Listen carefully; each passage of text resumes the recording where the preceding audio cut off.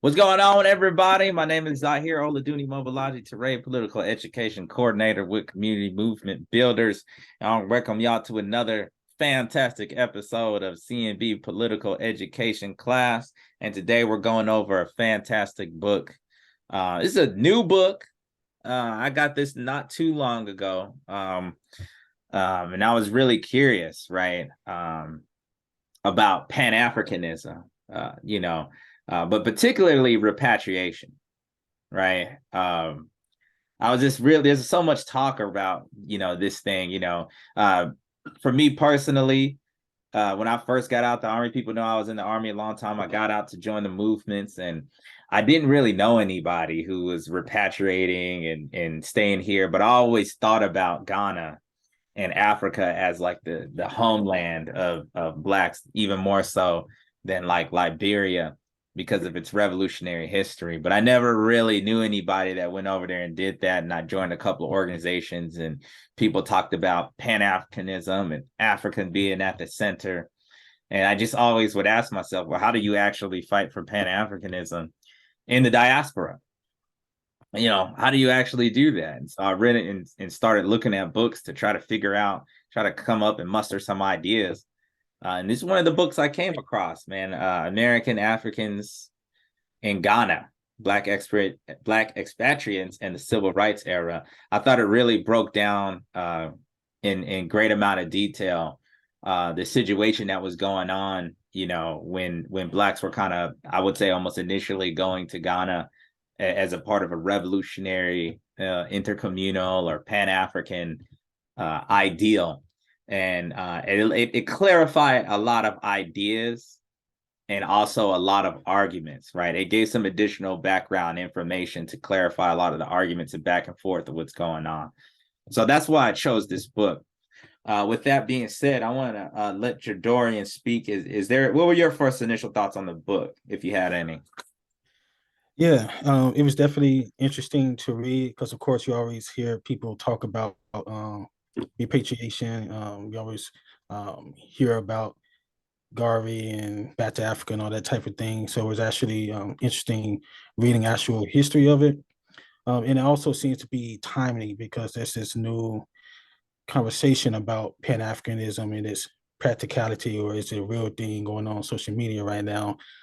So it actually turns out to be a time to read. But yeah, thought it was good reading. That's actually an excellent point. I didn't even think about that, man. But that's true, man, because everybody's saying Pan-Africanism is dead, and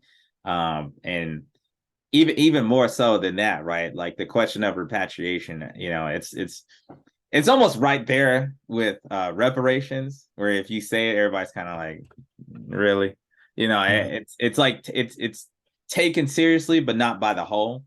And then there's all of these arguments, right, about what repatriation actually meant, and this book does clarify that greatly. So with that being said, I wanted to say, what are your thoughts on repatriation just in general, just like anything you have, right? Because I'll start off. For me, I had talks with a lot of elders about this, and one of my elders broke it down very well.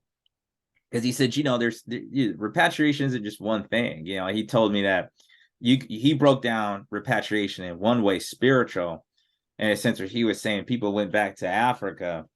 It's almost like a correcting a historical wrong in a sense, and it's a personal, spiritual thing to return back to the home, to the ancestors. And then he said there's another way where people looked at it, where it's kind of like tactical. Of course, I think that's some of the more traditional Pan-African views, I think, in a sense of building up a superpower state to challenge white hegemony and capitalism worldwide. And so from there, I always thought about it personally as having a place to go to, almost like the Jews have like Israel. And I know that there's differences there too, right? Like not all Jews care about Israel like that, but I always thought it would have been great to have like this progressive, revolutionary kind of Pan-African state, to where you look at Haiti, in a hurricane happens and they're dealing with this stuff. It'd have been great to see like a revolutionary Ghana doing the same thing that Cuba does and sending like mass aid there, or just having somewhere where the U.S. just can't bully, and say that we're this proud African state. So as far as I'm concerned, I always like the idea of repatriating for both those reasons that my elder stated. But what are your thoughts? Yeah, when it comes to repatriation, I think it's a good thing if it is rooted in purpose related to our struggle. Yeah. Um, since we are an oppressed people, we are in a struggle for sovereignty. I'm not sure how I feel about just going to Africa to go to Africa, or for just your own individual self, even in the spiritual sense. So I can understand people wanted to be in a less oppressed, or maybe seemingly less oppressed, but colonialism is everywhere. So this is not really something you can escape, although you may be able to face less front versions of it, or less brute versions of it. Since I'm political and I understand they were in a struggle, I'm not really interested in it unless you're going to places in Africa to engage in political organization, and stuff like that. Other than that, it makes more sense to me just to do political work where you're at. Or even better, if you're part of an organization here, they say, and they send you somewhere overseas to build chapters there, or something like that. Um, so yeah, I'm all for repatriation as long as it's rooted in some type of political activity. Yeah, that's an important piece to it too. Like always make sure that it's rooted in a type of revolutionary ideology. I think that's one of the biggest critiques I think about it, is that, I think in a modern sense, there's people who go back for, maybe settler colonial, we think, purposes, to kind of bring this same kind of capitalist mentality to Africa. I think that's kind of a modern day problem more so. But we do know that at one point in time, Liberia was a product of kind of like a Western thing. I think some people are disputing that now, but I think popular knowledge kind of denotes that Liberia was this project. But I think, I think that's interesting, like, because that's the same thing that New Africans say, right? Like the concept of this identity of New African has to be rooted in this kind of spirit of resistance, and not like a type of ADOS type thing. And that actually goes into some of the text, because, throughout the text, Kwame Nkrumah, a big part of this repatriation was the concept of the African personality, right? Which was kind of like this transformation of character and this new African being to go with the new state. Did you have any thoughts around that, about the new African personality?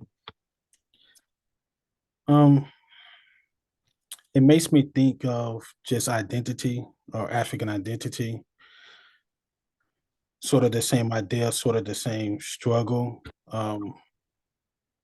We definitely do need an African personality, or I would call it an African identity. And I suppose you can say a new African identity in a sense. So I do think it's important, but I'm not sure if that just happens through like a material change.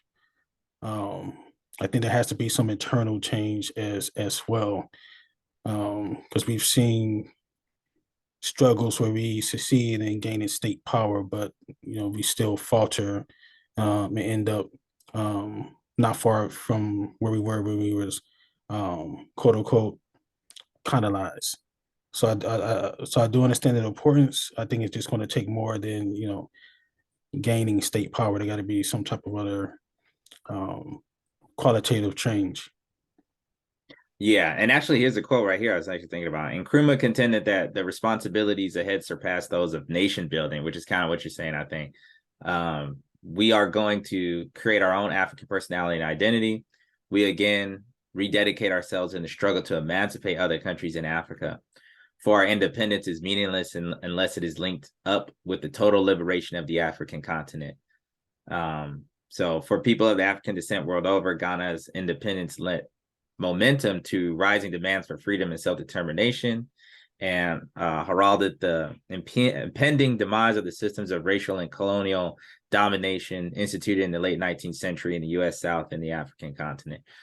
So yeah, I think you're right on the money, man. It wasn't just going with state power, but it seems to me like the new African personality was intertwined with an ongoing Pan-African struggle, like seeing us as a unified front against this kind of colonialism, racial and colonial domination. So that brings me to my next question. If you look at this, there seems to be a very like the struggles of the African American, the Africans on the continent, that played a huge role, and they seem to be intertwined with the conception of seeing Ghana as a birthplace, this new revolutionary Ghana as a birthplace to emancipation, right? I mean, what are your thoughts on that? Seeing like how during this time period, the African American and African struggle seem to be linked and then tied to this idea of a new African personality. Yeah, well, the text goes into how Nkrumah in Ghana really was I won't say the first, but one of the primary states that was encouraging Africans from the diaspora to come over and lend their skills. And it goes, of course, into our struggle against imperialism and colonialism, and how we connected that to our struggles against the racist, brutal reality of America that we was living in. So I think all that has to do with it. With of course Malcolm X being over there, visiting various places, and he connecting the anti imperial struggle to what was going on here as well. I think all of that has to do with it. Now, according to the text, there were a few writers or African American writers in Ghana.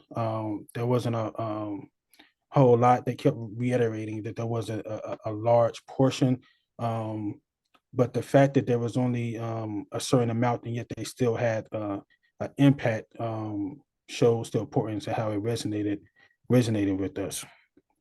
And I think too, being that Ghana was, like it's saying that its emancipation is tied with the emancipation of other states, to show the kind of that, like I said, that Pan-African solidarity. I think that's extremely important, man, because I think that the psychology of seeing the first independent Black nation, I think it was probably on par with what happened with Haiti when Haiti won the revolution. I think it seemed to be like a connection there to me. Like, man, here it is. Our people are rising up. And maybe it was almost like seen as a continuation, and like, oh, this time we got it right, because versus, Haiti, that may not have had the state power at the time because of what was going on. Like, all the other colonial powers may have been more powerful. Now we got this new Ghana thing. So to me, that probably like just really captivated Blacks, especially all of us across the world that was feeling that oppression. Like, we really want to have our own. So I think that was big as far as the psychological impact. You see any connection there between Ghana and Haiti, or you think I'm off there? No, you're right on the mark. I forget what literature I was reading, but I've read about how Haiti had a serious effect on Africans here in America, and I can imagine Ghana at that time having that same type of effect. So no, you right on the money. Yeah, like some of the Haitian Revolution led, I think, to some like struggles in Louisiana, I think, and other places. And you could see Right. it like with I think Frederick Douglass wrote about it. So I think it probably had that same effect. So on this question on identity, there was a part here. Let me see if I can find it that I thought was interesting. There's two things I do want to say about identity, but I'm gonna read this section here, right? So for him and other, they're talking about Frazier here. For him and other African American radicals, it was not so much a matter of choosing Ghana and Africa over the promise of integration and the U.S. civil rights movement. Rather, Ghana's progressive vision of freedom placed in sharper relief Frazier's critique of a post-war American liberalism compromised by anti-labor segregationist reaction and the stifling of dissent. For African Americans, American liberalism failed to practice the freedom it preached. That wasn't the part I was looking for. There was a part where he was saying that he felt that integration would lead to a kind of destruction of Black self-determination. Like we would kind of lose a part of ourselves as African people after we integrate. Right. Because he goes into how there was somebody, I'm not sure if it was somebody in the president's cabinet or some type of secretary, but he spoke about how this white man felt that the radicals were incorrect because Africans were really just American, and he pointed out how that showed his misunderstanding of the particular history and perspective of Africans as not just American, but African. I forget the name. It was he spoke about it in the text. I forget where it was, but right, yeah, I know, yeah. And I was that's the thing I was just gonna ask too. Like, I felt that integration did kind of destroy like a greater Black identity and therefore a type of self-determination for Blacks here in America. Because I do think like that type of integration it shifts the argument from really having our own to like when we fight for equality, it's all trapped under like this integrationist model. Even though I think that you were saying something different, but I was gonna ask what you thought about that. Right, absolutely. But see, equality. I mean, equality has been critiqued before. It has been critiqued by our thinkers. They say, who wants to be equal with a system of racism, white supremacy? What is equality under that type of system? What is equality and capitalism? So it's really not equality that we should be looking for. It's it's I mean it's sovereignty, but it's something more than sovereignty. Like we should be looking to be full human beings as African people, which requires sovereignty, but not sovereignty in the sense of just trying to copy Western or copy Europeanism, but sovereignty within ourselves, full fledged. I think there was a quote from John Hewitt Clark. I was reading his book, Africans on the Crossroads, and I think I posted it. He said the search for unity is really the search for the restoration of our total human beingness. And to me, that's really what we're trying to do beyond just equality. Perfect. Yeah. Also, this is a very important part here, right? If African Americans remain in a crucial sense strangers in their own land, excluded from the nation's vaunted freedom and prosperity, Black activists and dissenters were doubly estranged for holding political opinions that exceeded the limits of the Cold War American nation. These expatriates' decision to situate their hopes for a meaningful change in Ghana was not in an act of political escapism. If anything, they left behind the restrictions on political discourse that outlasted the witch hunts of the McCarthy period. Thus, to assert that they rejected the United States for Ghana erroneously implies that they had a choice between these options. Prominent within the group of expatriates was the category of political refugees, not unlike those South African freedom fighters driven to exile by the apartheid regime in the early 1960s. Some like W.E.B. and Shirley Graham Du Bois, who had been deprived of their passports for most of the 1950s, had bid an angry farewell to a United States defined for them by the violation of their citizenship rights and the persecution of the Black left, right? Powerful statement right there. That to me really was the whole reason why I wanted to go over this book, right? Because it was like whenever you bring up repatriation, right? That's the number one argument against it, is that it's a form of escape. And I think that that's a big misunderstanding of the context of what was going on, right? Like, and throughout the book, they're talking about how, Blacks were saying, like, we want something more, we want something great. But it's not just a running away from the system, as you can see here, man. It's almost like the first thing that came to my mind was Asada Shakur when she went to Cuba. Nobody's calling her an escapist.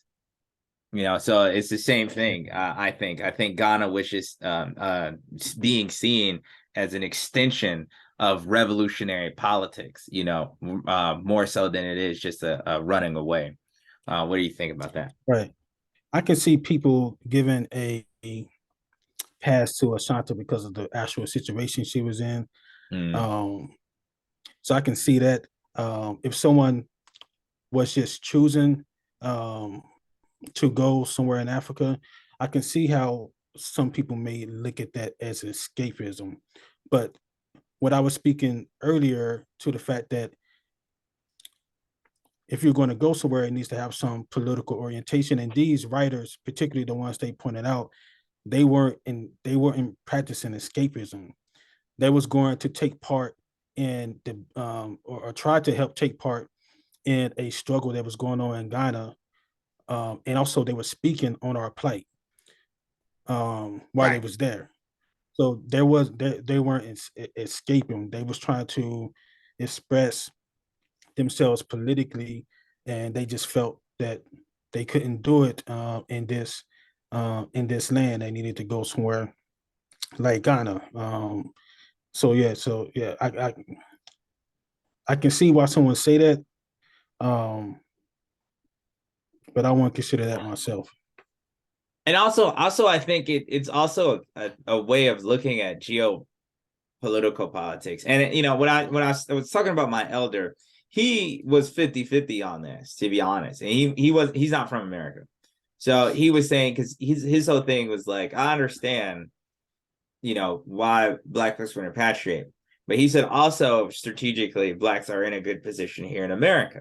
So he's like, honestly, to be 100% honest with you, he's like, I think most Blacks should stay here. And he's like, because I think it's a strategic position to take down the belly of the beast within. I was kind of debating with him, because I said, well, I understand that. And I'm not saying that that's completely wrong or nonsense. But I also think that the flip side to it actually makes a lot of sense too, because I do understand the need of having, kind of a greater answer to something, rather than constantly having your struggle. I want to say forced to go in a certain direction, because like I was saying in the beginning, a large thing that I see with the American politics, right, is like a lot of times it may start radical, but then it always kind of, not always, but a lot of times it flows into like some Democrat stuff. And it's almost like inevitable because of the nature of the things that we're talking about. So if we're saying like minimum wage, right, because we see it as a part of a socialist struggle, we want to raise minimum wage. And then like if Biden comes and says, well, I'm going to raise minimum wage, then it's almost kind of counter to say, forget those Democrats. It like some people have an argument to say, well, you should vote for him, but then it's like it almost co-opts everything. That's how I looked at it. And that's why originally I was saying, like, these things could be so co-opted into the system. It'd almost be better to say, we're going to pull out, look at this from a whole, look at it from the top down point of view, and say we can establish our own the way that we want to, a socialism that we want, and challenge the system as a whole. But I'm pretty sure so many people would disagree with that on so many different reasons. But What do Right. you It think? would be the same thing with electoralism because I see with electoralism, some people will always argue that we should be a part of electoral politics and we should run our own politicians and so forth. I just don't necessarily see that as actual viable strategy. I'm just not sure if it's a valuable strategy, but there are going to be people, especially within the American context, who are always arguing for that. You know, we need to run our politicians. We need to participate in electoral politics. But I see that the same way as you just mentioned, bringing up issues and the Democrats co-opt these issues. It's it's the same. It's the same thing. Yeah, because I would almost feel like if we had a Ghana or something, then our critiques would almost be sharper. Because then when we go against like militarism, we can have this particular focus, like like what we did with Haiti, almost like we would focus on challenging the state on behalf of a sovereign Haiti. You know what I mean? Or on behalf of a sovereign Mhm. Ghana. I think it would allow us to have a greater focus, and the whole argument about us being in a strategic position would then make more sense. Like sort of like how Jews have APAC and Israel and all this stuff. It would make more sense. But right now, because it didn't happen, I just think that there's this general lostness, and it gets co-opted with capitalism, and it's like it almost turns into an argument like, yeah, we want the IMF in America to go in there and help everybody and give all these loans. Oh, we want to see it established. So I think that that's part of the issue.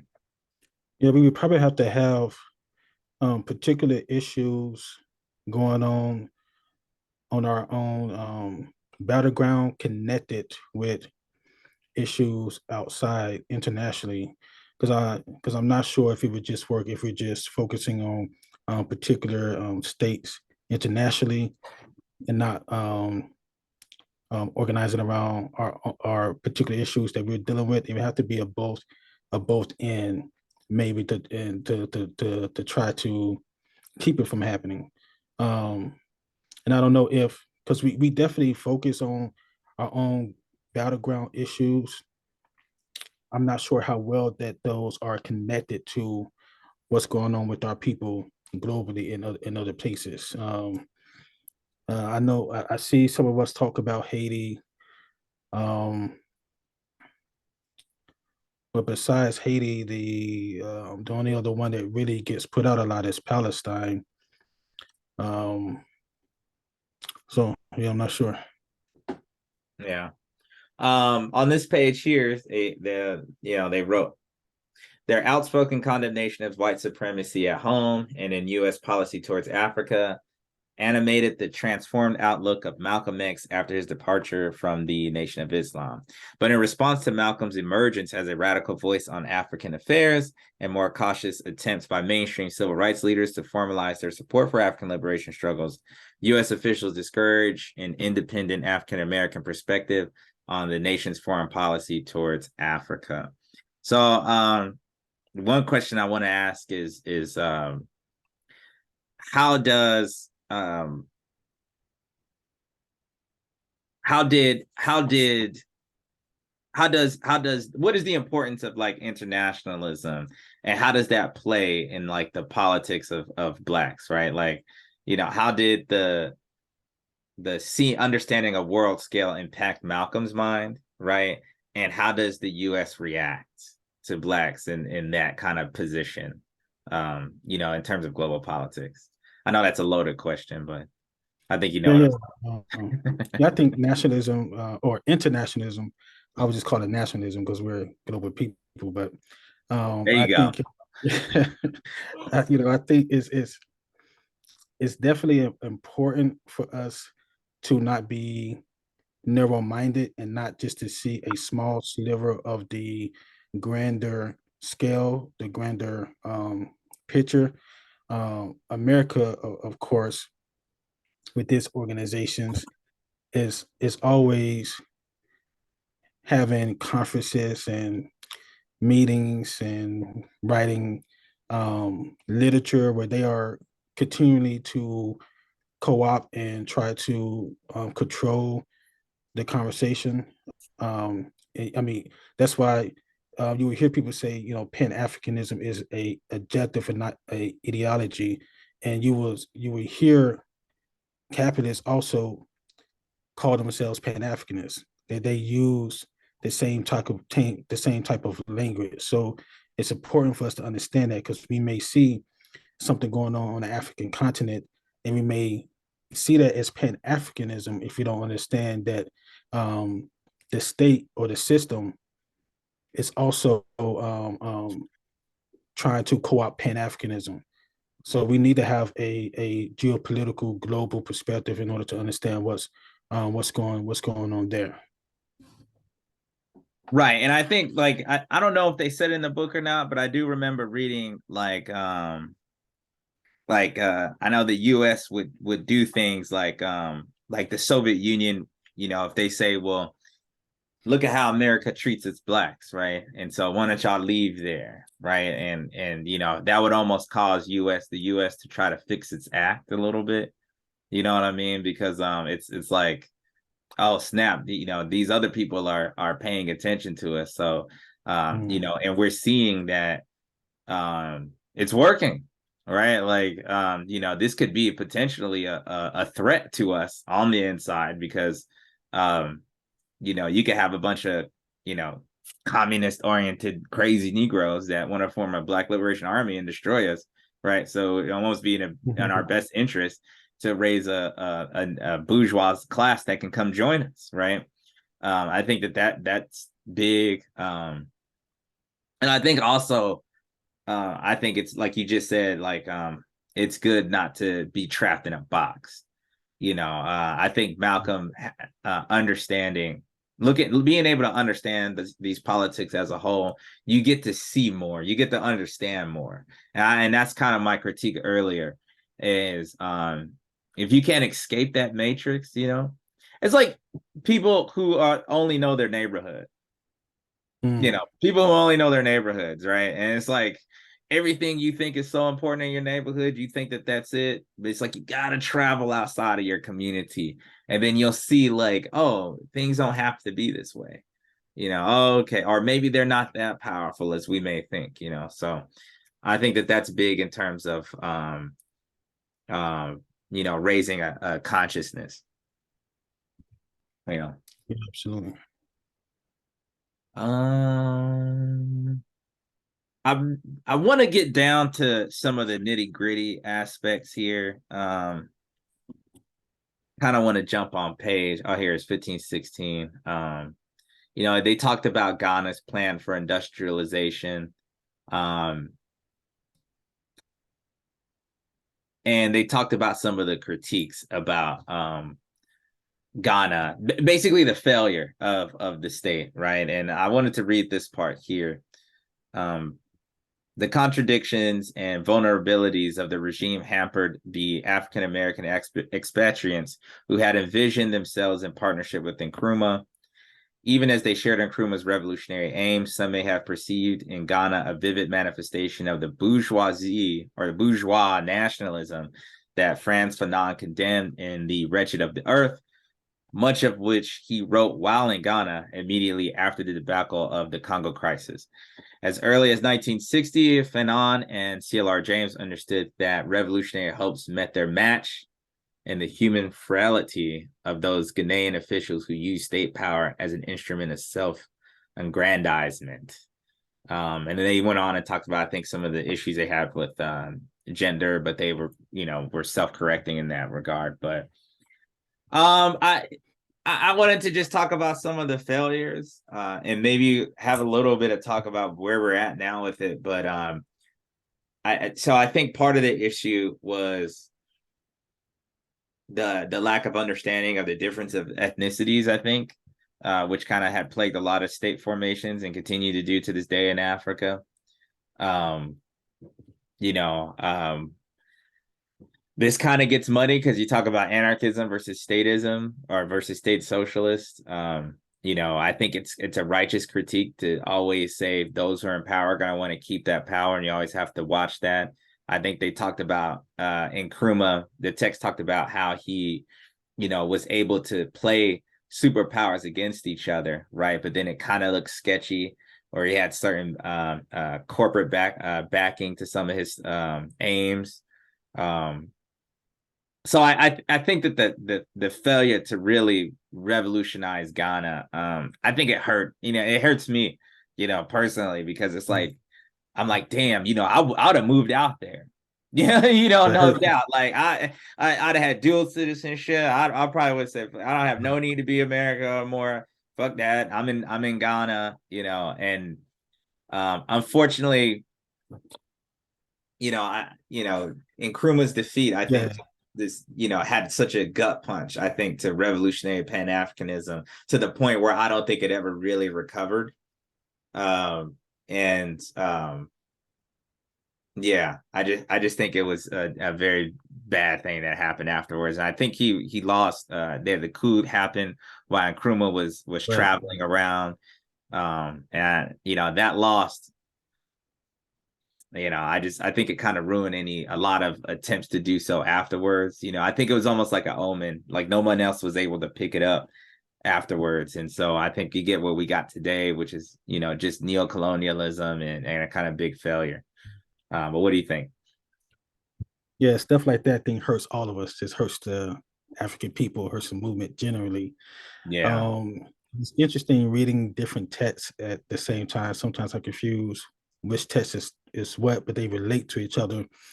This reminds me of Clark, who I'm reading now. He had a quote that says, "The presence of power eliminates all your excuses." Mm. So there's really no excuse when you're in a position of leadership. When you're in power, the butt stops with you. So there's no excuses. If there were mistakes made, then it's on you. He also talked about the first no the sixth Pan African Congress, and how we need to study why it was the most least successful. And he spoke about because they didn't have an understanding of all the different elements that were involved with it. And it reminds me of the same type of elements that Nkrumah were dealing with. He had all these different fashions, and Yeah. and I'm linking that to the Sixth Pan African Congress, because of the different fashions they had involved. We had the um, the left versus the right, the fight between within the left. You had some Arabized Africans, and not really a understanding of the African Americans that was a part of it, which was a large part of it as well. And this, I think, the Sixth Pan African Congress was also in Africa. So that reminds me of that. Um, I don't know.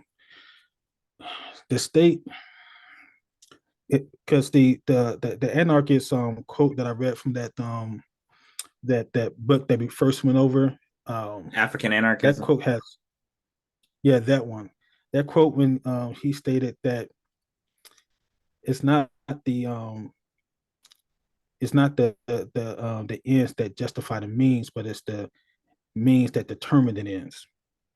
Ah, yeah. That quote sticks to Yeah. me. Like it never leaves me when he said it. It's the means that determine the ends. So I'm not necessarily anti-state or pro-state, but I do, based on some anarchist and African-centered political readings I've read, understand the importance of how you organize and how things function institutionally. I think that stuff has to be built in the institutions, built in the organization. The way the organization functions and goes about its work determines the end results. So I think we have to seriously think about how we organize institutions, organizations, coalitions that are going to eventually, if they are successful, gain power in some sense, because that's going to determine how we do it, go about things, as opposed to just um, maybe having like a traditional understanding of something and using that to get power, and then we have to deal with questions of um, gender and male dominance, or questions of self-aggrandizement and people using power for their self-interest. I think we have to try to figure that stuff out organizationally. So when we get power, most of that is worked out with how we go about the struggle. Right. Yeah, that's powerful, man. Yeah. We can't ask for a perfect situation, but at the same time, it's like, um, where do we go from here? Where do we go from here?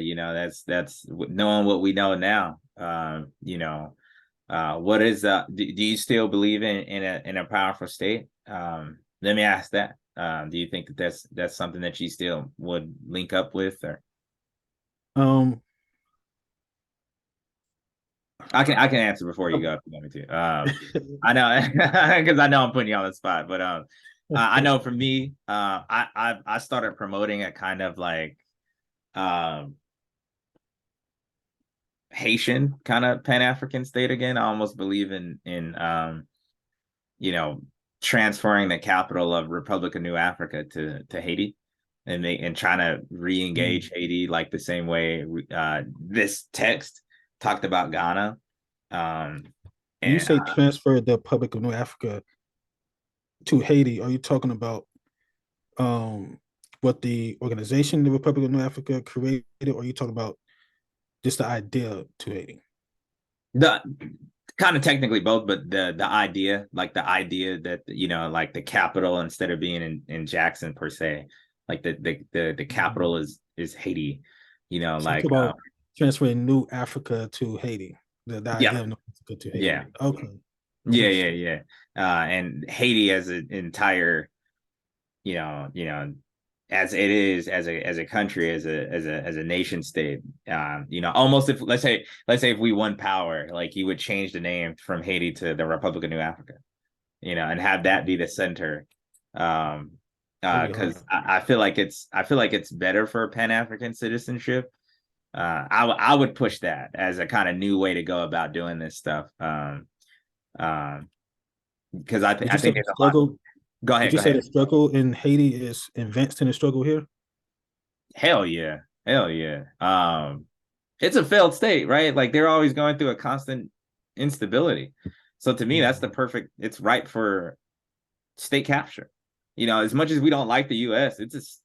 I mean, we all have the different interpretations of it, but if you can elect the president, or at least give the illusions that the people can come in and elect the new president, it's hard to call for a coup d'état and take over a state power. That's just objectively looking at it, because you Mhm. know people I feel like people want stability, and you can't just kind of come and say it's unstable, but you just had an election. Now if you're talking about Haiti, where things are just so constantly like in this, like there's no, like, nobody's looking at the state as legitimate. I think that allows for people to kind of come in and establish a new legitimacy, or a new way of doing things, you know what I mean? Mhm. Versus the US, where I think it's still dominated by the party politics. So I think there's a lot of issues, but it's those issues that kind of, where that's going to pull us over to it, right? Because that means it's probably right for that means of struggle, in my opinion. Yeah, that's pretty interesting. Have you ever talked to anyone about that, or try to like draw something out, maybe some action behind it? I did try to draw something out, but I haven't put anything out officially yet. But I've been discussing it with people, so um, and putting it here on YouTube. so so Yeah, I'm hoping somebody says that's a good idea. but Let's go and do that, man. So right. I don't know if my comrades will get mad at me for it, because I'm really, that's a challenging idea, because I'm literally Yeah. saying, we need to pull out of the 5 states of the South, right, and then look at our capital and then the backyard. It's Uh, exciting though, and I think we need exciting perspectives, exciting ideas. We need exciting stuff. But that's exciting. Yeah, I think I kind of think it's the best and most practical way of going about it, because we could push it to be in the AU, right? It doesn't have to be a part of AU. I mean, I know it's not a part of AU right now, but I think we could push it to be, and I think even the concepts of struggles, right? Building these political groups and then trying to raise political education. I think doing it in Haiti almost makes more sense than doing it in America. And just, trying to galvanize as much support we can, maybe through the rappers and all this other stuff, to raise up enough capital to put money to groups down there, and also build stuff out there. We have enough capital out here to go down there and Like build. that type of expatriation makes sense. We can send people there too. Yeah, and we literally got, it's, unfortunately, I know this sounds bad, but like, fortunately, unfortunately, right? It's bad, right? It's poor. So we could kind of go down there and literally build and probably transform the mindset through our own institutions, I think, in a better way than I think will probably be achieved in America, because I think we're in a battle in America over minds. Because if we had an African-centered institution and you got a regular institution, and people can go to a regular institution and make it in America, it's just hard to justify going to this African institution. You know what I mean?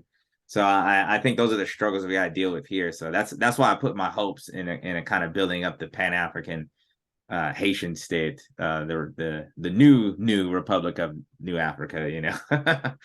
So the Republic of New Africa 2.0. Yeah. But I would say that for me, reading more African-centered literature, to me, the question is not really whether the state is powerful or not. It's just more of practice.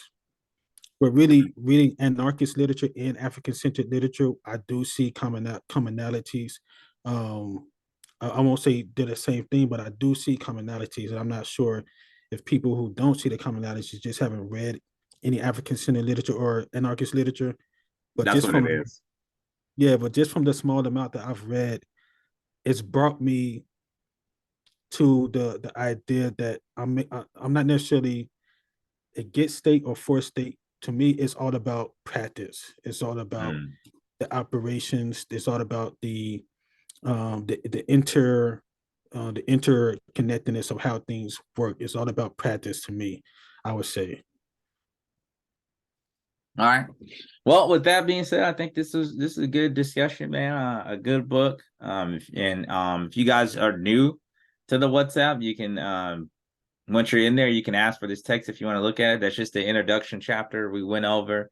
It really does clarify a lot of the work here that was going in, and the mindset that was there at the time. So I hope you guys enjoy this book if you go out there and get it. We got a lot of new things going on in CMB. There's still continuing the struggle against Cop City. There's plenty of workshops coming up at that this week. Make sure you guys check that out on Instagram and on Facebook. Grassroots thinking articles you can write, and you could even get paid for it if you write a good enough article. No, I'm just kidding. You just got to turn one in and you'll get paid for it. And yeah, man, you can check out some of my work that I'm doing with the Maguzi. We're doing community runs. Check that out, and the new Black Nationalist Book Exchange. So yeah, just hit me up on Instagram and hit up CMB. We out. Peace.